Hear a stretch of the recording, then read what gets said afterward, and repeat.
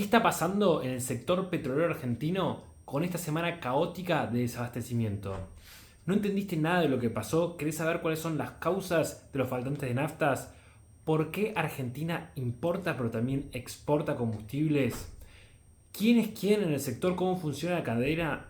¿Y qué va a pasar, lo más importante, con los precios después de las elecciones? Bueno, acá te voy a contar todo eso.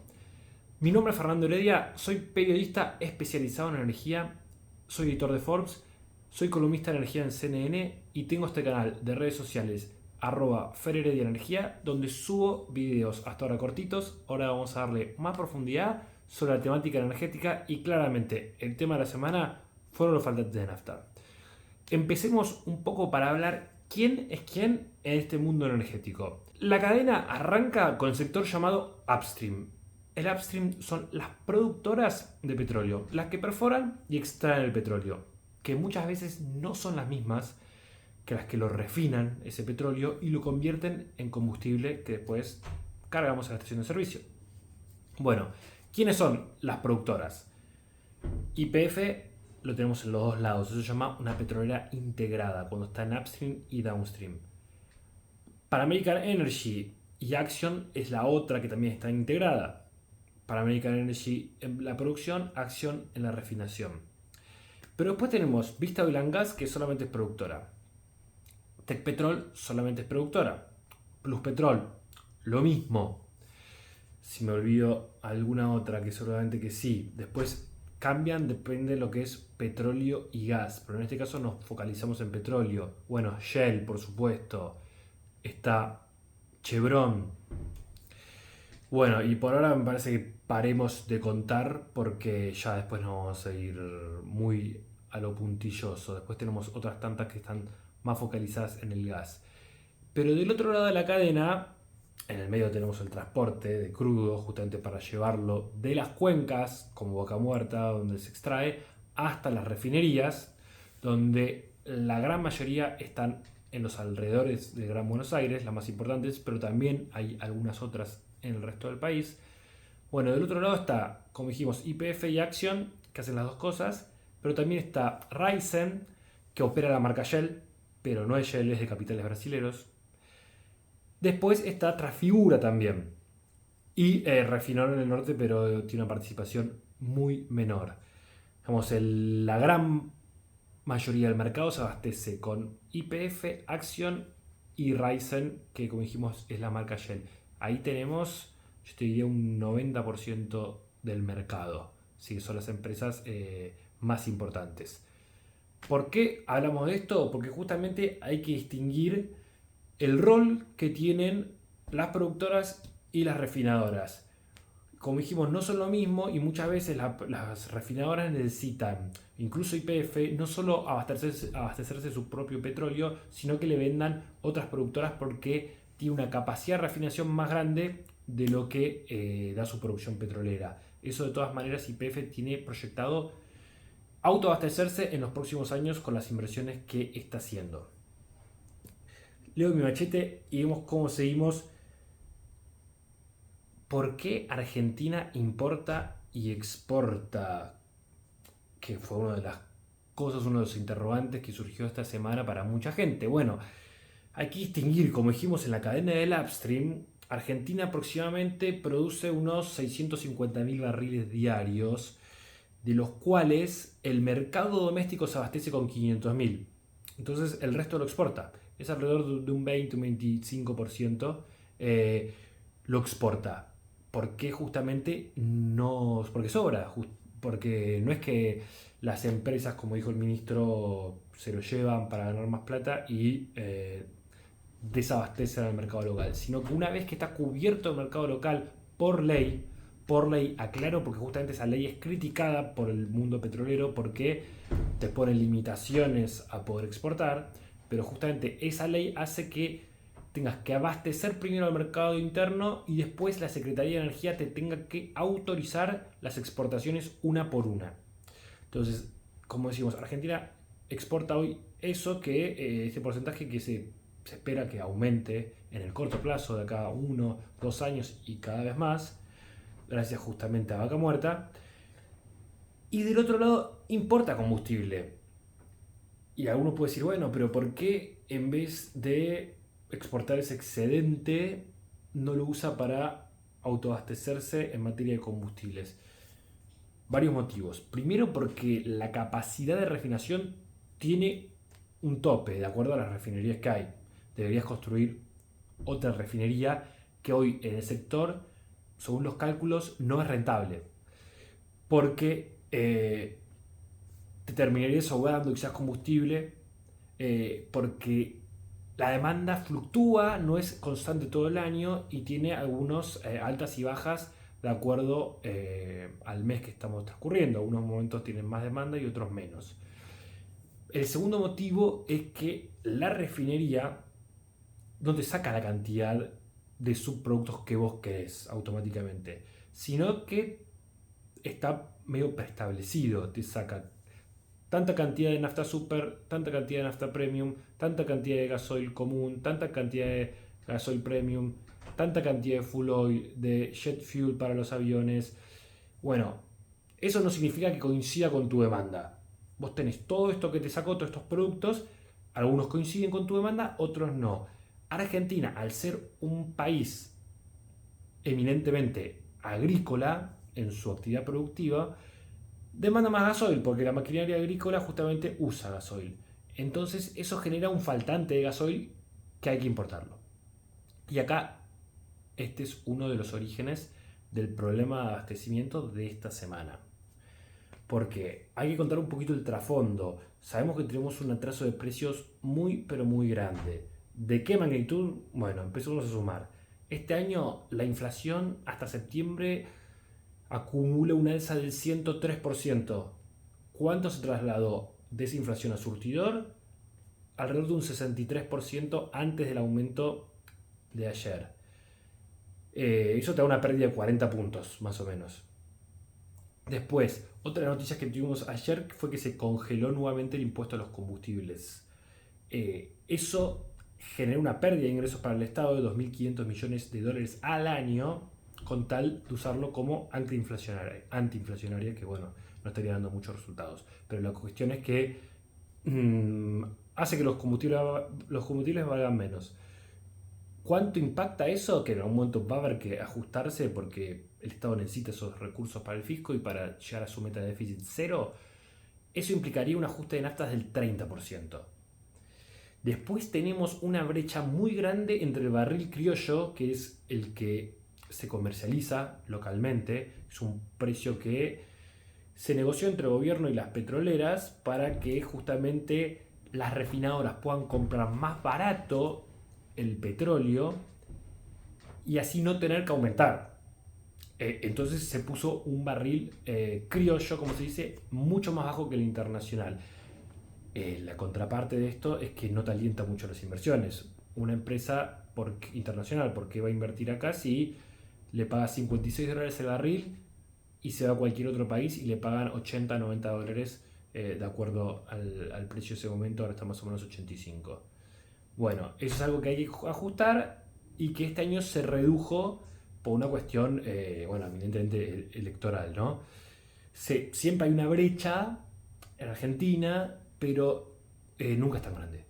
Este año se bajó $10 más, ahora está en 56, y como decía, el petróleo está alrededor de 85, es una diferencia de unos $30, que bueno, difícilmente se sostenga. Ahí tenemos otro ajuste que va a haber que hacer. Y finalmente tenemos el tipo de cambio, porque 350 pesos por dólar sabemos que es algo que no se va a mantener mucho tiempo. Todos los economistas te hablan de un dólar 500, 600 pesos para empezar a hablar, y no se sabe cuál puede ser el techo. Pero eso, de hecho, por ejemplo, las petroleras exportan a $500, un poquito más, con este tipo de cambio diferencial que les dio el gobierno. Esto te indica que el dólar de 350 no tiene mucha implicancia en la economía, porque también muchas importaciones se tienen que hacer con el contado con liquidación, por ejemplo, que es un dólar más alto, y esto todavía no se ha trasladado en el precio del combustible, y mucho menos cuando se termine efectivizando el tipo de cambio oficial después de las elecciones. Así que todo eso genera un atraso muy grande en los combustibles.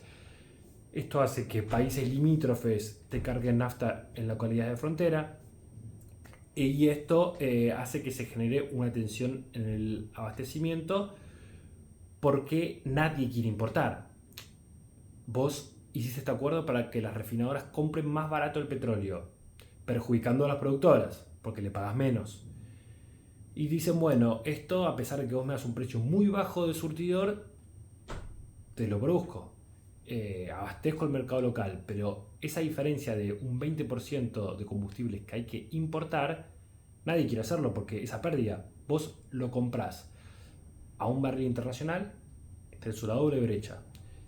Y muchas veces lo pagás a un contado con liquidación porque el gobierno le exigió a las petroleras que busquen sus propios dólares para traer eso. No te vende dólares al tipo de cambio oficial del Banco Central. Y acá lo tenés que vender a un precio barril criollo en pesos súper atrasado. Entonces nadie quiere hacer eso. Lo termina haciendo YPF el 90% de las veces, pero con un nivel medio de demanda. Si eso se mueve, si hay fluctuaciones, se provocan problemas como los que vimos. Por ejemplo, ¿qué sucedió en este caso? Hubo una parada técnica de dos refinerías. Una parada técnica es un mantenimiento, pero que hace que la producción de esa refinería baje. Entonces, el porcentaje que tenías abastecido con tus propias refinerías para el mercado local, en vez de ser del 80%, te cayó unos 5 o 10 puntos. Eso te agrandó la necesidad de importación. Bueno, YPF pide dólares al Banco Central para hacer las importaciones. Tenía 3 o 4 barcos esperando en el puerto, pero eran 3 de YPF y uno de otra petrolera. El Banco Central no se lo giró.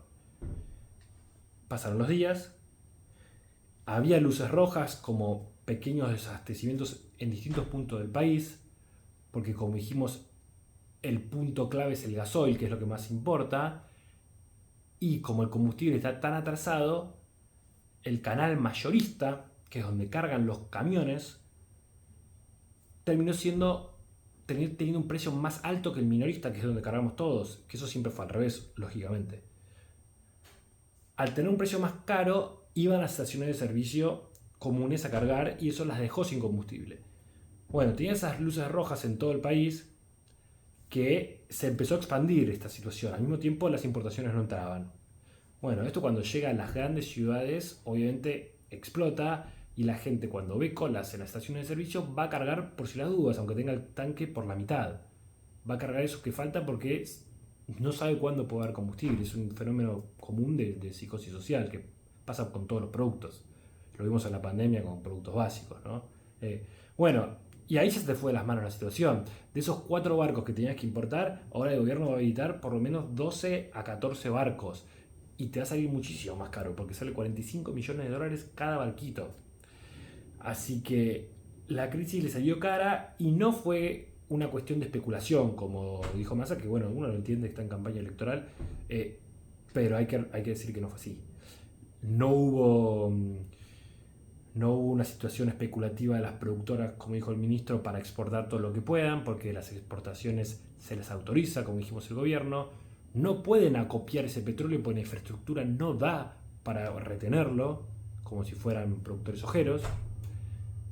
Por otro lado, los datos de la Secretaría de Energía te muestran que ese petróleo fue entregado, que creció la producción, que creció el procesamiento, que creció la refinación. Entonces todos los datos te están mostrando que esto que dice el ministro no se dio. Lo que se dio es esto último. No hubo una descoordinación con las importaciones que necesitaban y particularmente ahora cuando saltó la necesidad de importaciones, eso no se cubrió rápidamente y cuando se dieron cuenta ya era tarde. Ya era tarde y había que importar todo lo que dijimos. Lo más importante, porque ahora de a poco se va solucionando, obviamente cuando aparecen los barcos importados liberando dólares, el combustible está. Pero ¿qué va a pasar a futuro? ¿Qué va a pasar con el precio? Que ayer vimos un ajuste en promedio del 7,6%, pero llegó a ser del 10% en algunos casos. Esto recién empieza. Esto era lo mínimo que había que hacer para llegar al balotaje con el mercado relativamente ordenado. Pero gane quien gane las elecciones, se va a venir un ajuste muy fuerte por estos factores que recién nombrábamos. Va a depender qué tan fuerte por la devaluación y por lo que vas a hacer con el precio del barril criollo, que yo creo que todos lo van a ajustar. Bueno, Milei obviamente dice que lo quiere liberar lo quiere poner a precio barril internacional, ahí el salto sería mucho mayor. Teniendo en cuenta ese escenario y con un precio del, del dólar bastante más alto, por obviamente su propuesta de dolarización da incentivos a que se deprecie la moneda, eso te daría un litro de nafta de entre 1.000 y 1.200 pesos. Massa lo acusó y le dijo que con Milei iba a costar 800 pesos la nafta. Yo creo que se queda corto y los datos así lo ganan. Ayer sacó un informe de la consultora Economía y Energía de Nicolás Arceo, un consultor muy prestigioso, que marcaba estos números. Alrededor de 1.200 pesos el litro de nafta con un barril de 75 dólares y con un dólar a 1.000 pesos. Después, esto baja según estas proporciones, pero la consultora esta te marcaba un piso de un dólar a 500 pesos, eso era el escenario piso, o sea, gane quien gane iba a estar eso, según la consultora, que yo coincido. Y ahí yo diría que, esto no lo decía la consultora, pero yo diría también que el piso del barril criollo sería 65 dólares, que son 10 dólares más. Es decir, volver a la situación que había antes de que arranque la campaña electoral. Porque en Argentina teníamos un barril de 65 antes de que empiecen justamente con la campaña alrededor del mes de junio, si no me equivoco.